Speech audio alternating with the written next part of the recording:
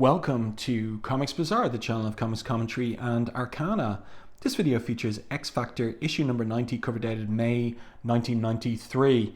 Now this really is an eye-catching cover, interesting design too, and it seems as we look at it that Havok has had enough of someone who's attacked him, Multiple Man and Strong Guy, and has used his plasma blast to rip a hole right through this particular figure.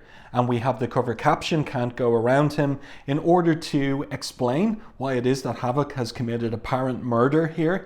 And it's only on the inside will we learn that this is a mutate whose ability it is to recover from this violent attack. But it really is an eye-catching cover. Great work by Joe Quesada, inked by Milgrom. I really like this one, even like the detail of the Kirby crackle here from the steam emerging from the back of this mutates figure. Let's open it up to the splash page. Another excellent image. Reminds me of the fact that the previous issue had a very cool cover focused on Rain, and here she is again looking incredibly feral. Look at those massive wide red eyes. Look at the teeth, the fangs, the hair. Look at the drool, the splatter from her mouth. Looks absolutely crazy image here. Really well realized visually by Joe Quesada. And Rain exclaims, "Leave me be, Lorna Dane, leave me be, or so help me I'll tear your throat out and hand it back to you." What a dramatic opening. Rain has learned in the previous issue that she is permanently bonded to Alex Summers, aka Havok, and she hasn't taken that news very well indeed. So let's continue, turn the page. We get a really cool double page spread here of Rain going ballistic even more so, and Lorna flies up to this catwalk. Rain is hiding there in the shadows. "Rain, you're 16 years old," she says. "I can't let you take X Factor's jet and attempt to pilot it across the Atlantic by yourself." She replies, "Lorna, if you truly cared about me, you wouldn't have made me return to this hateful, horrible place." And Polaris responds, "We all knew coming back to Genosha would be difficult for you. The former government was responsible for nearly destroying your mind, altering your body forever. But Dr. Sampson," so this is a callback to issue 87, "felt it was better for you to confront your past. There's no way any of us could have known what we just learned about your connection." And she pauses to Havok. And Rain goes ballistic. "My connection, that's a fine way to put it. Until half an hour ago, I thought I was in love with Alex Summers. Now I find out I never had a choice in the matter." So we've got an inset shot here of Lorna looking at her. She's got sympathy in her eyes. I think Quesada excels at facial expressions. And she continues and says to Rain, "You're hurt, confused, and you feel like no one understands what you're going through. But instead of talking about it, you want to get away, hoping that you can get far enough that..." Rain interrupts. She leaps from the shadows. "Stop telling me how I feel." So, of course, there's a subtext here of somebody who's struggling with puberty and with hormones. And then, of course, we have the fantasy dimension of it in terms of what did happen to Rain in Extinction Agenda. But here's the interesting part, and there have been no puns and no jokes particularly so far. Let's take a look at the creator credits over here. Well, the title of the story is A Green and Tender Place. Creator credits here, Scott Lobdell writer. And that is because Peter David quit and left the title after the previous issue. And there was no warning about it, no fanfare about it. And why did he leave? Because there was yet another crossover coming up, Fatal Attractions, and he would have had to have tied his X Factor stories into the return of Magneto. And there is a Fatal Attractions issue in the future coming with issue 92. But Peter David had had enough, and he walked away from what was a lucrative book at the time, and from a promising collaboration with Joe Quesada, who was a hot artist at the time. And after their stellar collaboration on issue 87 in particular, the psychoanalysis issue with Dr. Leonard Samson, the team in therapy with Samson. So really, really intriguing that Peter David would walk away from everything because of being fed up with having to tie his stories into larger events in the X universe of titles. Who's the rest of the creative team? Joe Quesada, penciler, but he only does the first 15 pages of this particular comic. There's a backup artist for the remaining 9 pages, 23 pages of story and art in this issue. Al Milgrom as ever is on inks, Richard Starkings on the letters, and Tom Smith coming aboard as colorist.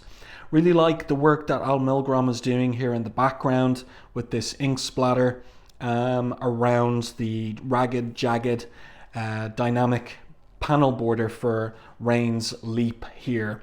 And so is she leaping at Polaris? Let's turn the page. Yes, indeed she is. So we see her strike at Polaris, but Polaris is able to defend herself using the metal in her new costume in order to create a barrier which stops Rain's talons from cutting her. The original G-Engineer bonded my mind when he changed me into a mutate, says Rain. I was bound in every way to Alex. I've no way of knowing what's real anymore. My entire life might as well be a lie. And she strikes at Lorna again and cuts her on the shoulder this time. And that's enough for Lorna. Fine, she says. And again, you can see Joe Quesada excelling here with selling the emotions just from the close-up on the eye. And by the way, this little transition from jagged panels, like fragments of jagged panels, this is something that he got from studying Whilce Portacio. These are all Whilce Portacio devices on this page. The jagged panel borders there and these little kind of toppling fragments. So, we'll play it your way, says Lorna. I'll speak for myself. And Rain is contrite. Lorna, I'm sorry, I didn't mean. And Lorna picks her up using some equipment there from the lab. She says, you think you're the only one who's ever been through this? Where would you like me to start? So Scott Lobdell doing his homework here in terms of Lorna Dane's history in the X universe.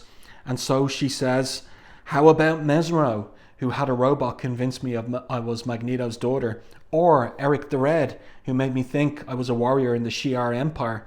Malice didn't even leave me use of my personality, just suppressed my mind completely, so she could use my body as she saw fit.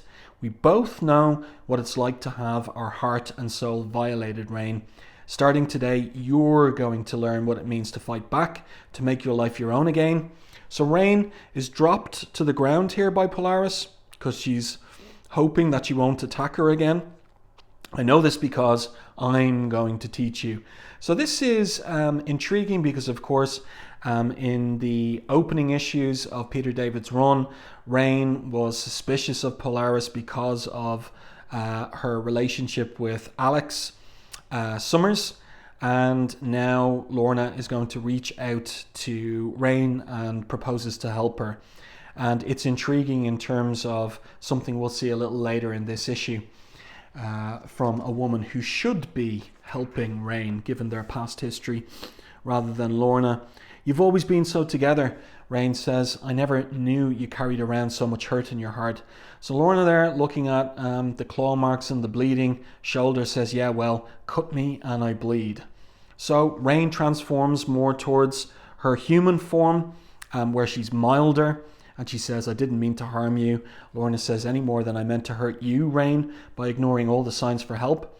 The obsessive crush on Alex, the wild flirtations with Jamie, your reluctance to assume human form. Rain is still contrite. Let's try, she says, but look at you, you're bleeding. We have to get you to a doctor, hospital. Let's try something real radical for once, says Lorna. Let's worry about you for the moment. Has anyone told Alex yet? Yes, says Lorna. He didn't take it very well. Great storytelling here from Joe Quesada. Really interesting layouts. Interesting choice here to leave an open border panel and have the background be completely white because it puts our focus on the emoting of the characters as they are reconciled with each other, formerly rivals. For the affections of this man, Alex Summers, he's not happy indeed, But what is he not happy about specifically? Liars, he exclaims. He's learned some inconvenient truths about Janasha. He says, I sold the mutates a bill of goods, even convinced the expatriates to return, and now I learn the government still doesn't care.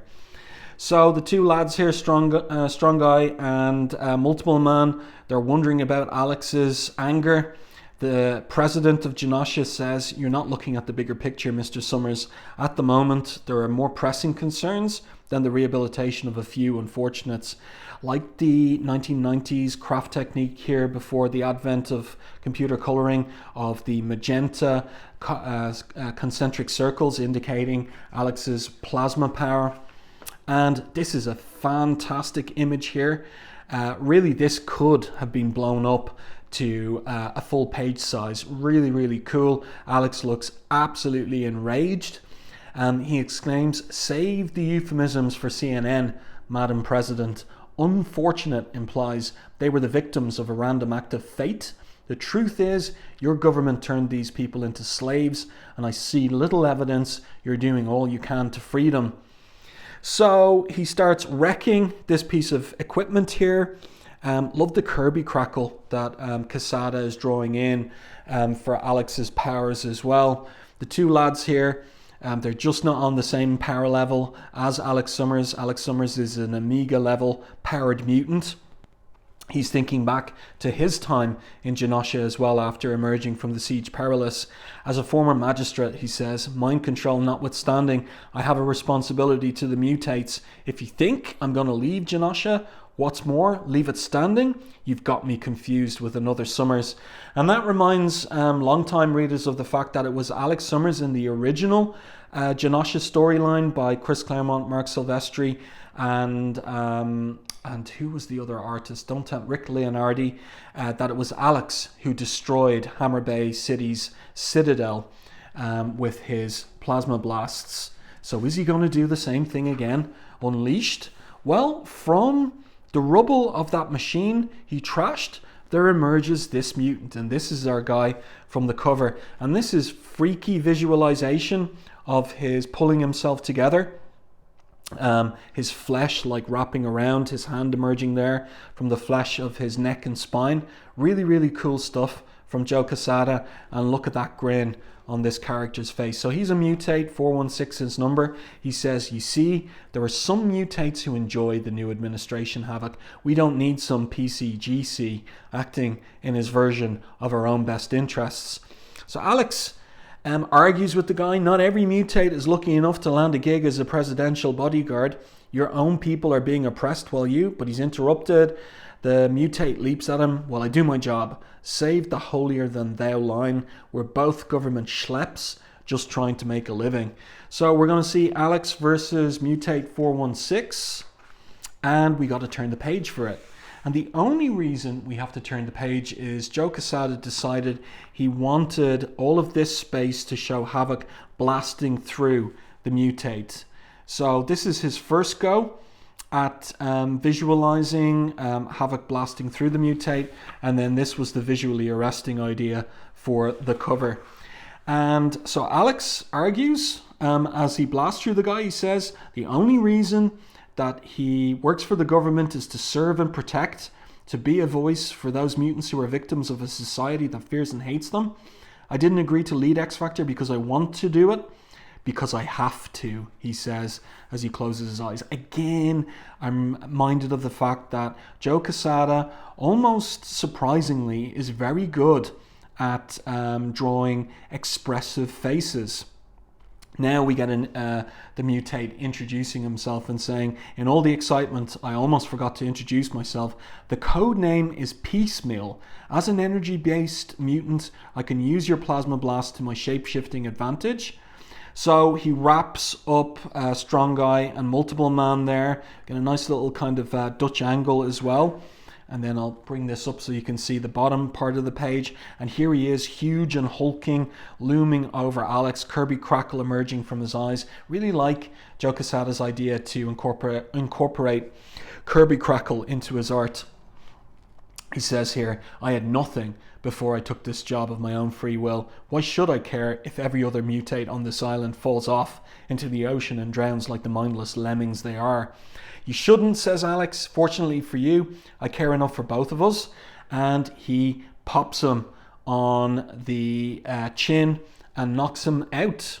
And how can that be the case?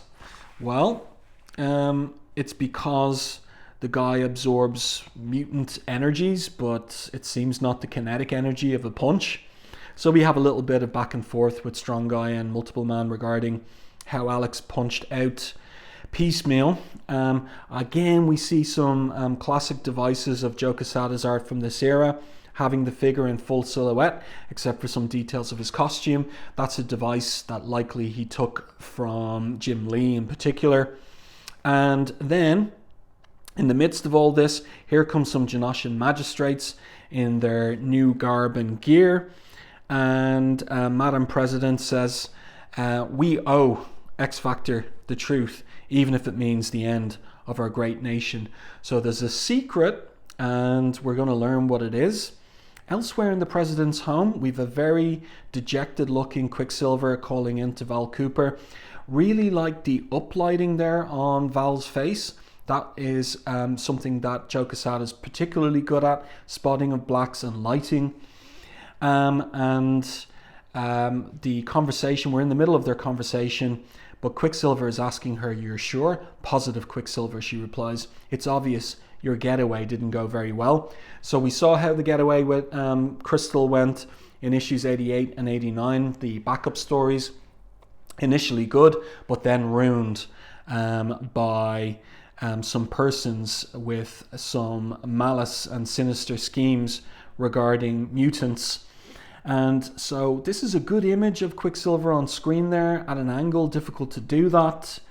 And Val says here the lighting on her face, that grin on her mouth as well, makes us wonder about her state of character at the moment. And we might be reminded of the fact that some creature took possession of her, some monster took possession of her at the end of issue 87. So Scott Lobdell going to deal with that in a short run on the title. She says to Quicksilver, "There's no shame in taking a little downtime, Pietro. Believe me, everything here in Genosha is fine.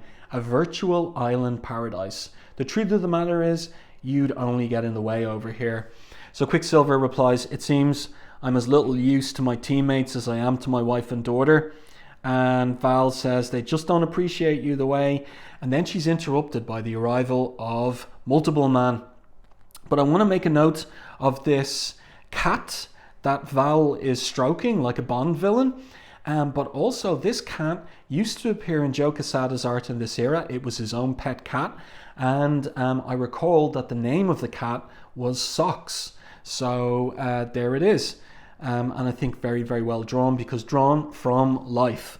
So Multiple Man arrives and he starts shouting, "This is great, we could really..." And then his mouth is covered over by Val. Multiple Man, Quicksilver's just signing off. "Say goodnight, Jamie." "Good night, Jamie," says Quicksilver. But he's looking. He's dejected. He's looking. He clicks off the call.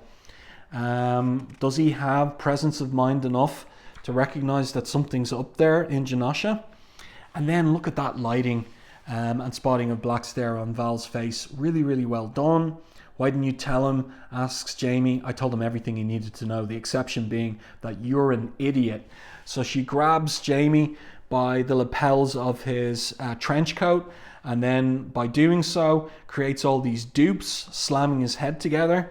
"Val, is this like a caffeine thing?" asks Jamie. It's good stuff. I think Joe Quesada is good at comedy, physical comedy in his art. And she stalks off. "Contradict me again, question my authority, mock me in front of another member of X Factor. Your history." And again, a choice, interesting design choice by Joe Quesada to leave an open background here and have the figures all in silhouette mostly, with just details, small details of their costumes showing, or Val's civilian gear there. And then we're on to chapter 4. So the remaining 9 pages, Joe Quesada only doing the first 15 pages. Guest penciler Buzz, he does a very good job on the coming pages. I think this is a nice establishing shot here of X Factor with Val. Looks like she's had a bit of a costume change there. And we've got the Madam President of Genosha and the new Engineer, Sasha Ryan. So Alex here is saying, why haven't the expatriates been invited?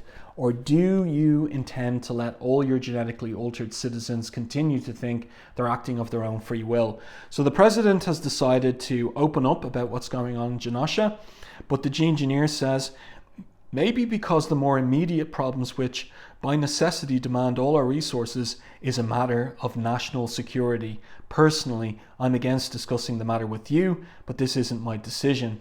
So the president has decided that X Factor should learn what's going on. She says to Havok, these are trying times for all of us, Havok. Believe me when I say we want nothing more than to continue dedicating all our time and energy to fulfilling our responsibilities as drafted by the UN Council at the end of the Extinction Agenda. And let's turn the page here. And so we're going to get a fair bit of talk back and forth. Sasha Ryan is still unhappy about sharing information with X Factor on what is going on, the big secret. But she says to them finally, right now, we're standing in the observation theatre overlooking the intensive care quarantine unit at Genosha Mercy General. According to your news broadcast, this hospital was shut down due to budget cuts. It's supposed to be abandoned. And Ryan responds, officially it is. For reasons we're about to reveal, it was important no one outside of the immediate medical personnel, says the president, led jointly by Sasha Ryan and Dr. Moira McTaggart, knew of the horrors which necessitated such an extreme deception. So what is the horror? Here we have some of the mutates and they are ill. They have a disease.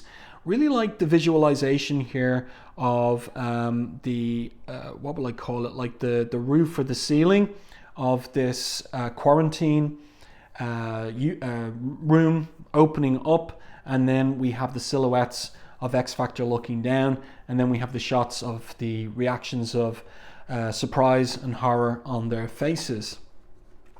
So what is wrong with these mutates?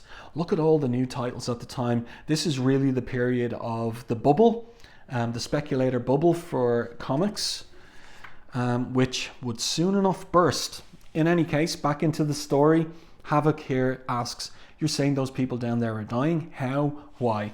So the upshot is nobody knows exactly, but it manifests as a type of flu. It seems now to be rapidly deteriorating genetic disorder targeting mutates. Strong Guy is irate. He says, you think we're not going to realize you're only concerned with the impact this news would have on the country's economy and tourist industry. But they've called in an international expert on mutant genetics who appears in this containment suit, and it turns out to be Moira McTaggart. And she reveals that the disease, whatever it is, at this point is untreatable. Strong Guy asks, but if it affects mutates, what about Rain here or Joe Beth? And Moira responds, I can't answer that. We have no idea why it is affecting some people and not others. There have yet to be any solid clues as to how this disease is transmitted.